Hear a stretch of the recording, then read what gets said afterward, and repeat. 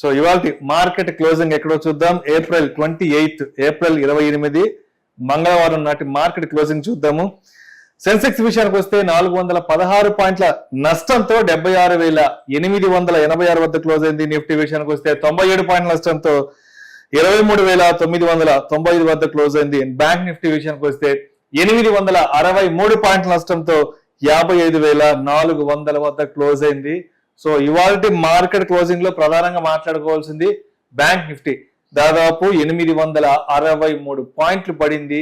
ఎందుకంటారు ఇవాళ banking stocks పెద్ద ఎత్తున ఒత్తిడికి గురి అయ్యి? కారణం ఏంటి? ఎస్పెషల్లీ ఇవాళ బ్యాంక్ ఇండెక్స్ బాగా ఫాలో అయింది. బ్యాంక్ ఇండెక్స్ కి మేజర్ గా ఇప్పుడు ఆర్బీఐ 2027 ఏప్రిల్ 1 నుంచి వచ్చే రెజల్యూషన్స్ లో కొన్ని అమెండ్మెంట్స్ చేంజ్ చేశారండి.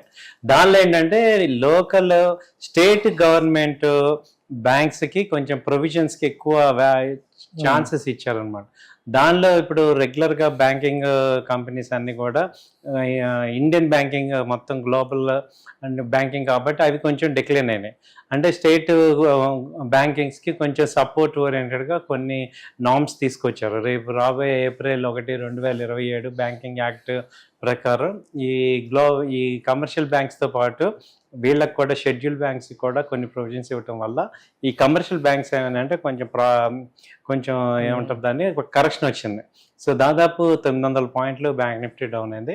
అయితే నిఫ్టీ చూసుకుంటే ఓన్లీ 100 పాయింట్స్ డౌన్ అయింది. దీనికి అందుకే ఓన్లీ బ్యాంకింగ్ స్టాక్స్ కి ఇది ఎఫెక్ట్ అయింది.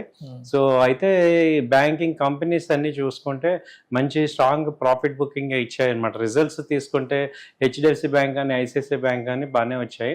సో ఇవాళ ఇంపాక్ట్ మళ్ళీ నార్మల్ అవే ఛాన్సెస్ ఉన్నాయి.